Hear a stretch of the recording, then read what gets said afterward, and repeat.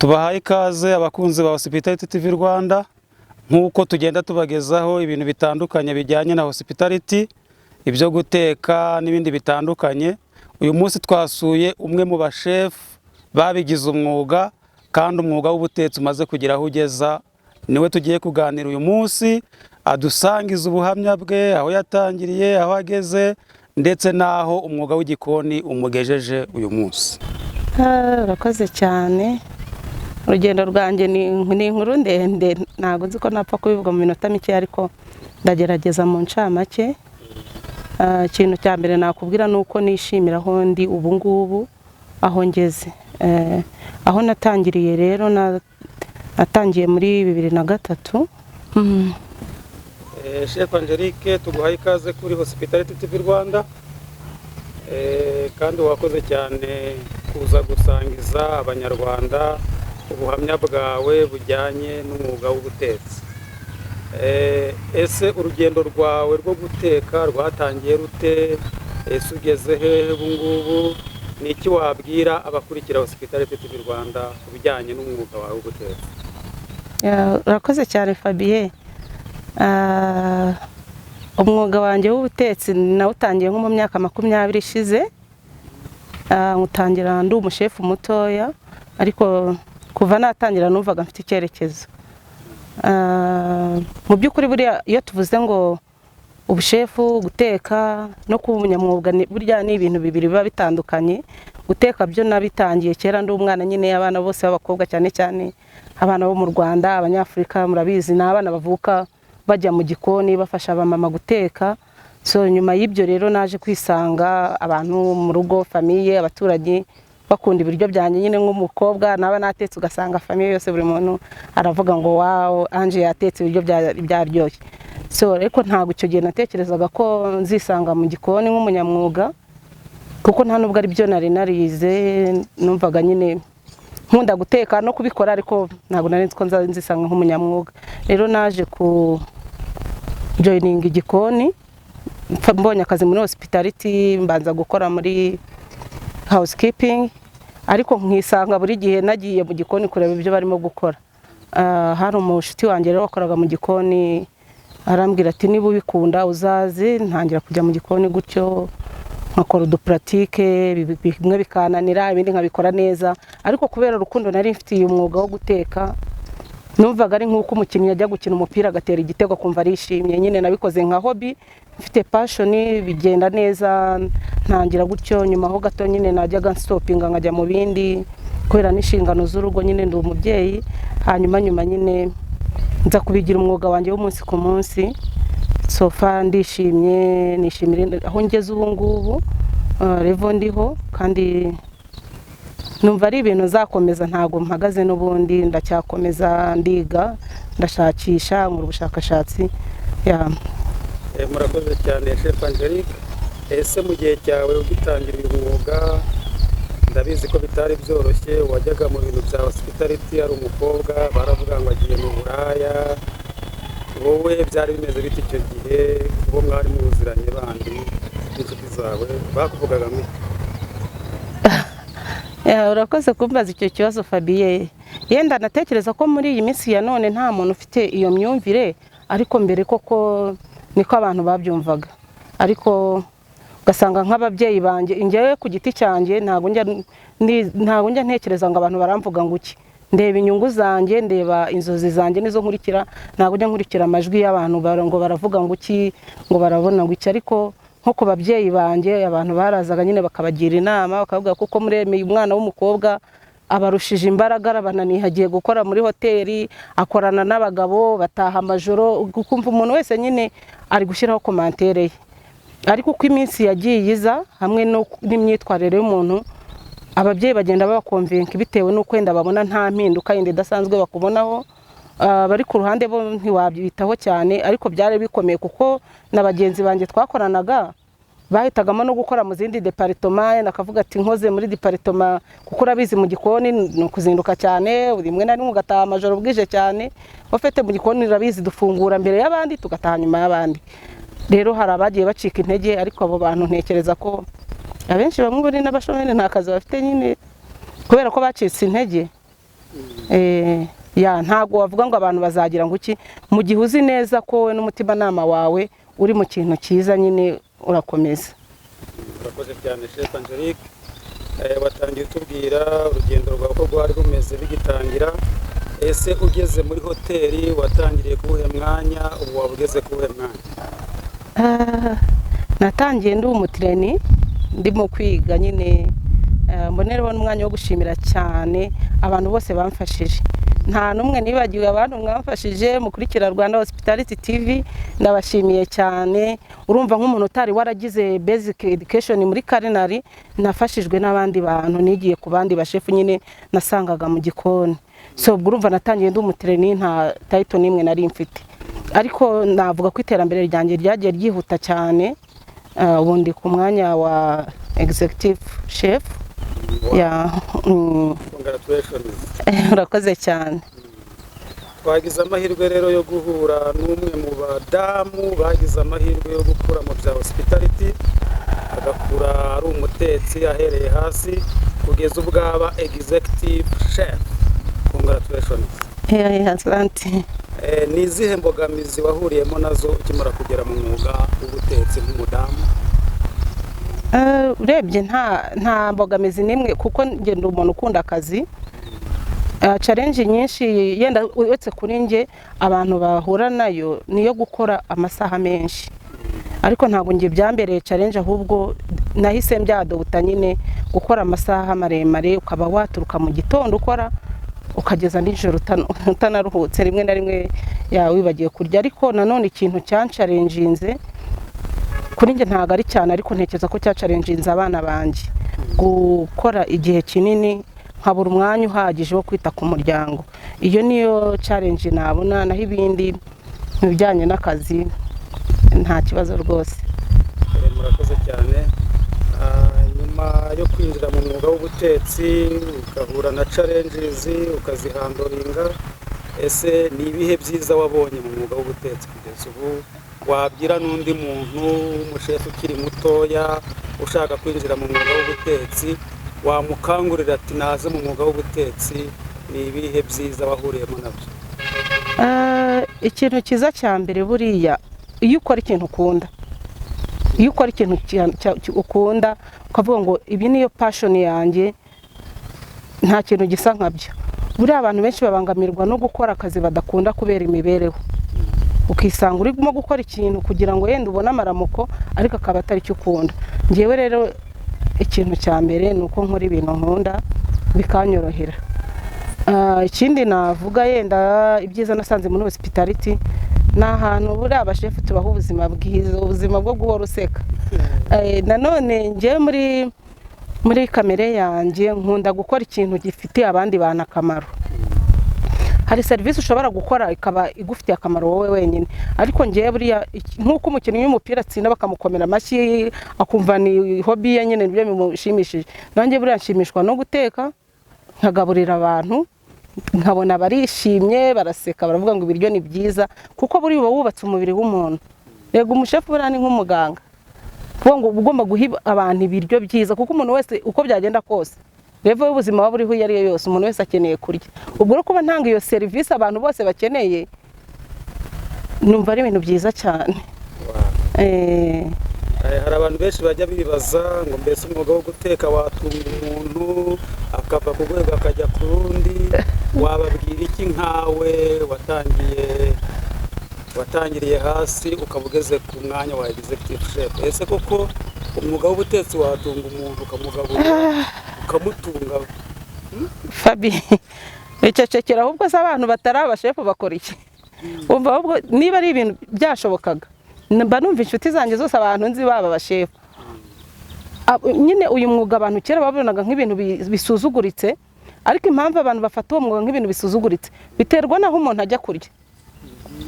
Niba ujya kurya mu karesitora kari aho gaciriritse nyine, ukabona umukozi waho abayeho nabi, uhita wumva ko umuntu wese ubikora nyine hari urwego umushyizemo. Ariko ndakubwiza ukuri, kugira ngo ubyumve neza, n'umwana wanjye w'imfura ni umushefu. Ubwo rero mba numva ko kuba umuntu yaba umushefu cyangwa se n'ibyo numva, reka mvuge ngo my experience ni uko kuba umushefu ari ikintu cyankuye ku rwego rumwe kingeza ku rundi. Ngira ngo hari abantu bazakurikira iki kiganiro yenda basanzwe bazi before na after, abo ngabo bazatanga ubuhamya muri comment. Kuba umushefu byanteje imbere cyane, byatumye nkura mu mutwe mentally, bituma mfata inshingano, kuko urumva kugira ngo ugere kuri level ya executive byanze bikunze ubuyoboye abantu, menya kuyobora abantu, menya ngo umuntu ni gute wamufata muri gukorana, wayobora team gute.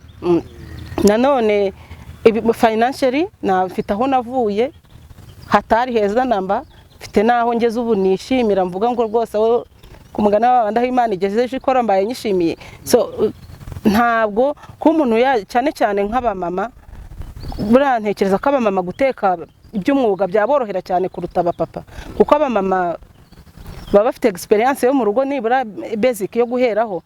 Umwuga wo guteka ni ikintu nashishikariza abantu bose, cyane cyane abamama bazakurikira iki kiganiro. Rwose numva pe ubishoboye, bisaba gusa kubikunda, kuba wumva ubikunda, naho ubutetsi bwangiriye akamaro. Kugira ngo uzabibone neza uzaze dukora ikindi kiganiro, hari ibyo nzakwereka ibifatika kugira ngo bibone. Murakoze cyane Chef Angelique. Ese urugendo rwawe rwatangiriye mu yihe hoteli, ubu ngubu rugeze hehe? Nk'umuntu ufite amatsiko yo kumenya Chef Angelique yatangiriye he, akora he? Hari ushobora kumva Chef Angelique ngo ni executive chef akumva ko ari ibintu bisanzwe. Babwire muri make aho wagiye unyura kugira ngo bumve background yawe. Ahantu nanyuze ni henshi cyane, harimo amaresitora n'amahoteli matoya, ariko ubu ngubu iyo nakubwira ndanamazemo nk'igihe, nakubwira Bisate Lodge, nakubwira Singita. Ubu ngubu ndi muri Golota Resort, nkaba nkorana consultance yanjye, nkankorana n'amahoteli cyane cyane amashyashya, bafasha kubaka systeme y'igikoni, guhayaringa, setup ya ubu ngubu nibyo nkora. Murakoze cyane Chef Angelique. Ese umwuga w'ubutetsi wawukangurira abakobwa bakiri batoya, cyane cyane nko mu Rwanda ubona imirimo igenda ibura, ugasanga abakobwa barakitinya, nubwo buno batangiye gutinyuka, ariko hari abakobwa bakitinya kujya mu mwuga w'ubutetsi. Wababwira iki ubaha kuraje kugira ngo nabo baziyumve nk'abatetsi babigize umwuga? Fabi, ndakubwiza ukuri, ahantu hose nagiye nkora mu myaka yose maze mu kazi, nagiye nkorana n'abakobwa, abadamu yenda bakuze cyangwa abakobwa bakiri batoya. Abadamu n'abakobwa bakora neza cyane mu gikoni, kuko buriya abantu b'igitsina gore bitondera utuntu duto kuruta uko abagabo babyitondera. Rero urumva uko kuntu bita kuri small details bituma akazi kagenda neza. Kandi ikindi, nta mugore nigeze mbona cyangwa umukobwa yikubita hasi ngo arananiwe cyangwa ngo atera agatebe hari ati mwabagabo mwe mukora ngiyewe kuko ndi umukobwa rwose ndumva intege zicitse. Oya, ntihajye kagira umuntu utinya, abagore bakora neza nkuko n'abagabo bakora neza. Rero rwose umwana w'umukobwa ukiri mutoya gutinya, ntacyo gutinya gihari, na cyane kuko nkuko bivuze ubu ngubu akazi kameze nkaho kabuze. Ariko niba umuntu yiyumvamo ko ashobora kuba umutetsi w'umunyamwuga, ashobora kubyiga akabikunda, ukaba wakora n'ibintu byawe. Kubera ko nanone wongere wibuke ko buriya urugwiro rwo kwakira abantu abadamu bagira, haba muri business cyangwa duhereye no mu rugo cyangwa mu mahoteli, biba biri kuri level hejuru ugereranyije n'abagabo. Rero urumva umukobwa kuza muri culinary ni ibintu byiza. Chef Angelique, wanyuze mu rugendo runini kugira ngo ugere kuri executive chef. Ese ni irihe banga wakoresheje kugira ngo ugende uzamuka vuba? Kuko benshi birabagora, ugasanga umuntu atangiye ari umusikara, kuzamuka bikamugora, ugasanga bamwe banashaje batageze ku rwego uriho rwa executive chef. Ni irihe banga mu by'ukuri wakoresheje kugira ngo ugeze kuri uru rwego? Hari ibintu byinshi yenda ntakubwiye ko ndagerageza kuvugamo bikeya abantu bashobora gupuratika bikagira icyo bibafasha. Ikintu cya mbere mu buzima bwari bwo bwose, ikintu cya mbere buriya kubaha.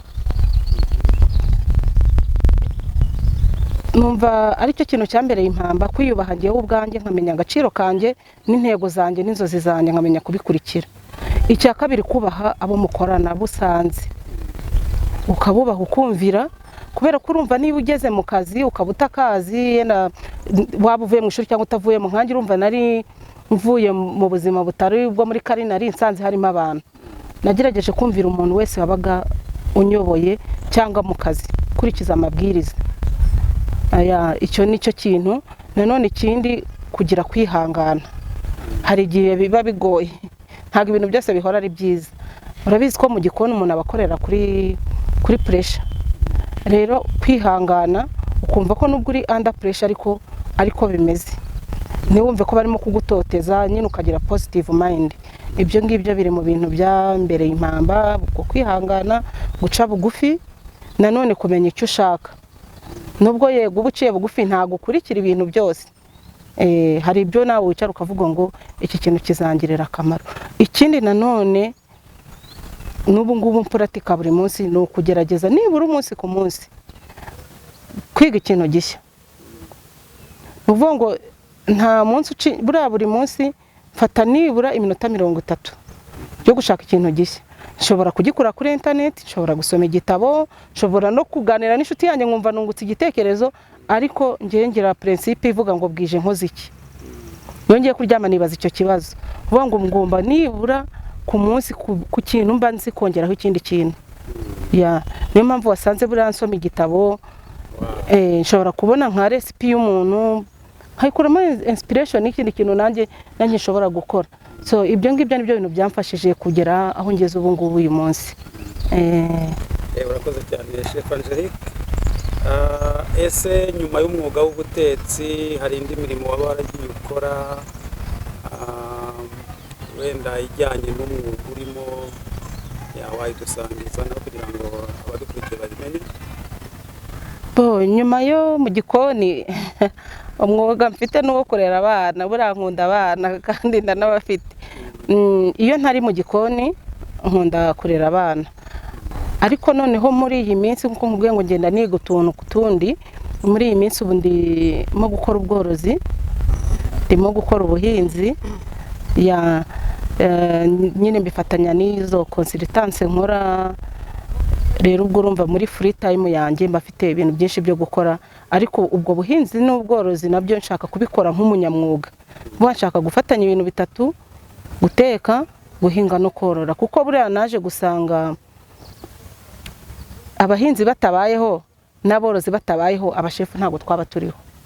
So ubwo ngubwo ni ibyo ngibyo ndimo gukora, biracyari bitoya, ariko nibura nko mu mezi nk'atandatu ari imbere bizaba bigeze ku rugero runaka rushimishije. Ariko se kubwo nk'ibyo bintu by'ubuhinzi n'ubworozi ntabwo bishobora kubangamira umwuga wawe w'ubutetsi usa naho washyize imbere cyane? Oya, ahubwo biruzuzanya. Ni ukuvuga ngo njye ibintu mpinga, hari yenda tugira umugisha wo kongera kubonana nzabatembereza.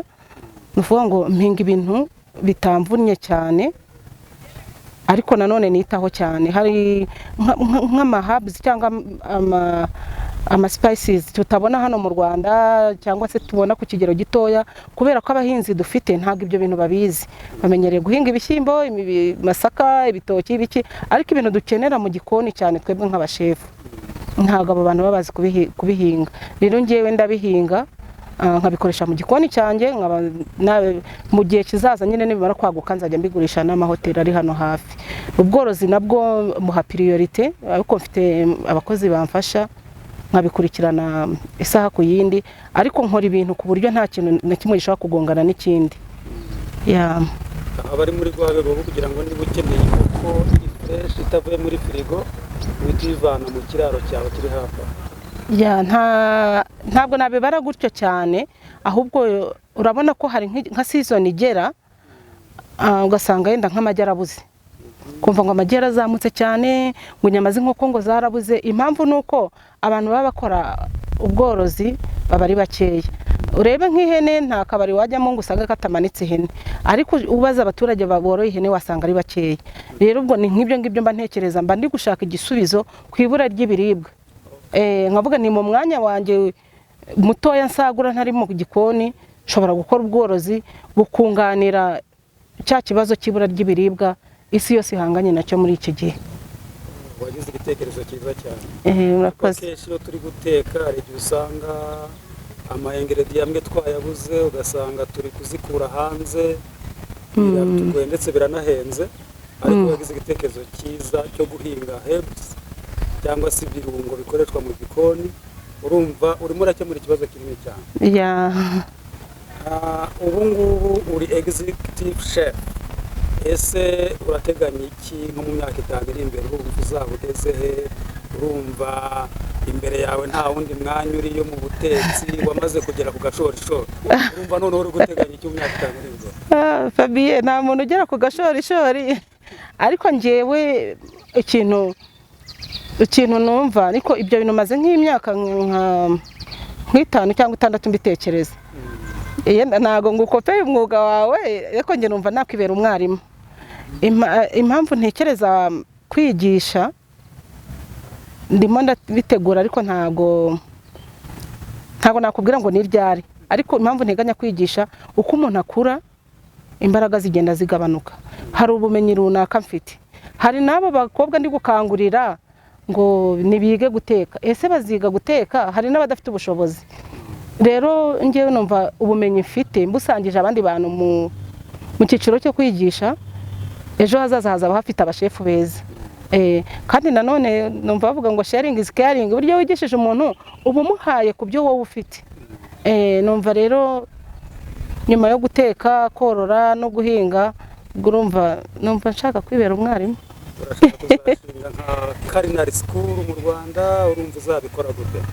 Ntago nzi, ubu sinahita nkubwira ngo nzabikora muri iyi nzira, ariko biri muri my future plans, ariko nzabikora, ndabizi, numva bindimo.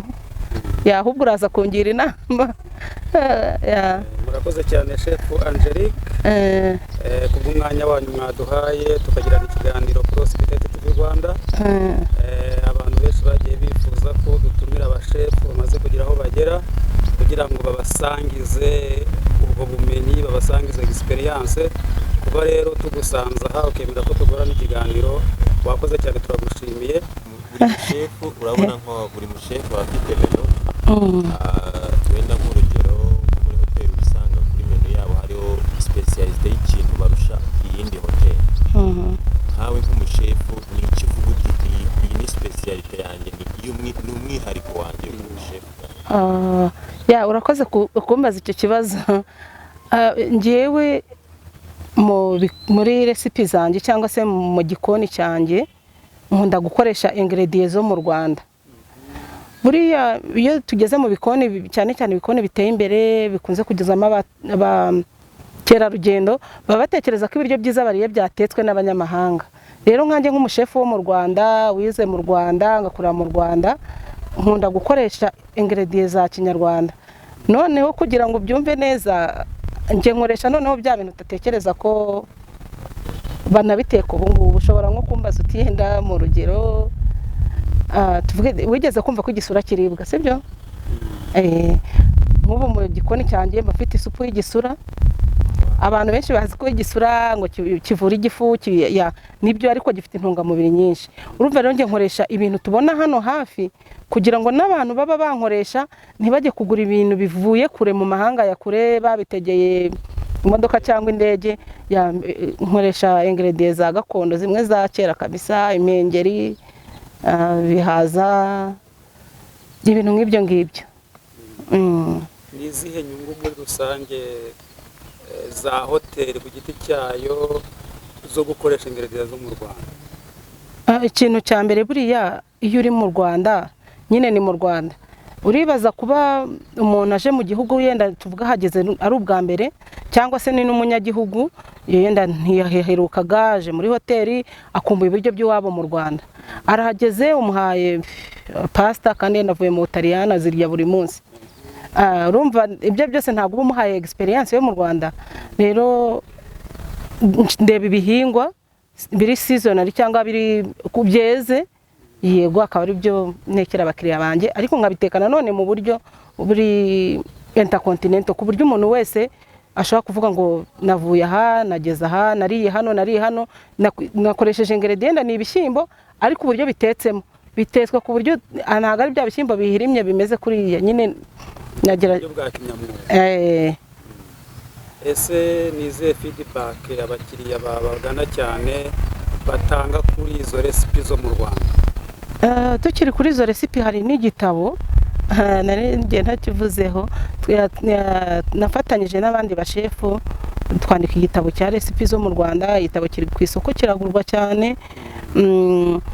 Ubwo rero feedback ibi hari abantu abenshi n'abanyarwanda ubwabo ukuyemo n'abanyamahanga baba batangaye babibonamo ubuhanga. Abenshi baba babifotoye abandi bavuga ati ntabwo tubyemera ko ari byo kubera ko nyine hari ukuntu umuntu aba abona nk'ibiryo gakondo tukabibona nyine nk'ibintu biribwa n'abantu batagezweho batari abasirimu ariko wabibona biri ku isahani byatetswe n'umunyarwanda none ukibaza ngo ibi ni ibiki bakubwira bati aya ni amasaka yayandi usanzwe uzi kandi wowe wari uzi ko bayanywamo igikoma gusa cyangwa bayakoramo ikigage kumirwa nyine ariko abantu barabikunda cyane cyane. Dusoza ni iki wabwira abanyarwanda abashefu muri rusange kugira ngo babe motive bakomeze umwuga w'ubutetsi ndetse uzagire n'icyo bamarira? Ikintu cya mbere nababwira ngo courage. Nababwira ngo courage umushefu wese aho ari cyangwa revo yaba ari yose igikoni icyo cyose yabakoramo ni ukuri courage bagira imbaraga dukora umurimo mwiza kandi ikindi abashefu bajye bakundana. Buriya nta muntu ushobora kuzamuka adafite umuntu umuzamuye. Nta muntu ushobora kugira aho agera adafatanyije n'abandi. Icyo ngicyo nicyo nabwira abashefu kandi rwose ndashimira abashefu cyane ibikoni byose babashije kugeramo. Abashefu bo mu Rwanda buriya bagira discipline kuruta abandi.